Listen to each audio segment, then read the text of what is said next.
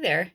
I just want to jump on really quickly with this, we might call a public service announcement.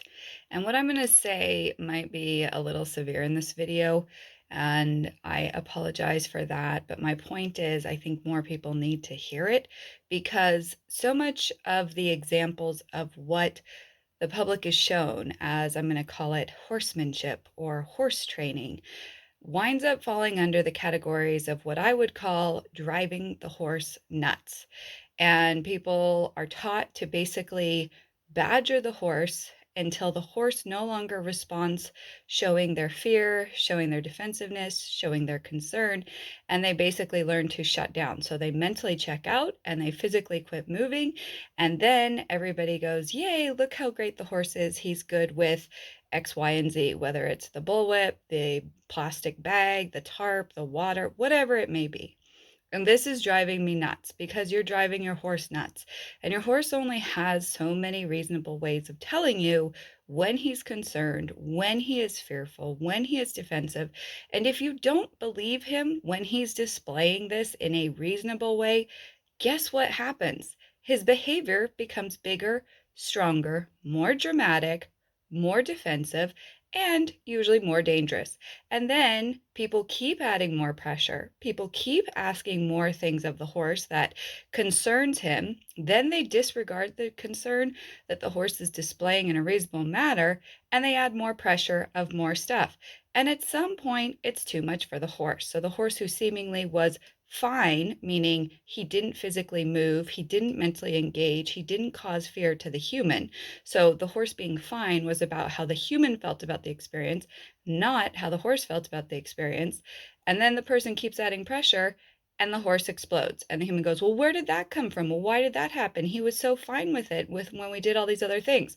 All that you're doing is building a defensiveness and increasing the horse's fear until at some point, it's not a matter of if, it's a matter of when he will explode. And when he explodes, all of that pent up fear, defensiveness, concern, all of those times that you disregarded his honest expression of what he was experiencing because you had human judgment of what he should and shouldn't do.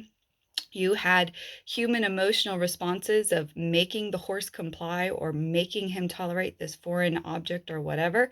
It will come back. It does not go away.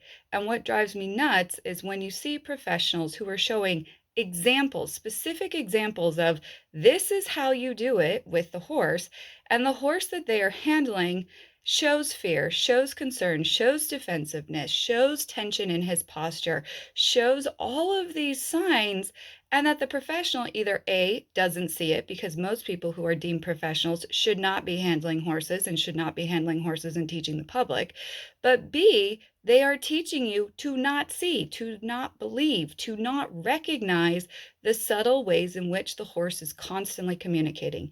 And if you are choosing to not believe the horse, it is on you when he explodes and runs you over, takes you out, double barrel kicks you, whatever he comes up with.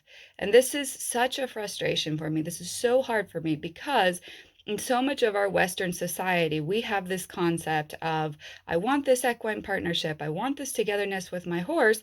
And then most of the approaches that people use when they interact with their horse is about making the horse comply. Now, I don't care how big or tall or strong you are, trying to make a 1,200-pound emotional prey animal comply doesn't lead to a good ending. It just doesn't. It may be years down the road. It may be months down the road. It may be next week, but it will not work. So please, if you are trying to learn from someone who is showing you as examples of creating all of this chaos with no release ever in the pressure and the chaos that they're creating, with no consideration of where the horse's mind is at, where his emotions are, the quality of his physical movement, then you probably need to stop because a whole lot of things are being missed. And even if you don't know what is being missed, you need to recognize that you are being taught to mask over what the horse is expressing. And at some point, it's going to come back and it's going to affect your relationship. And honestly, you're probably going to get hurt. Thanks for listening. I'd love to hear your thoughts below.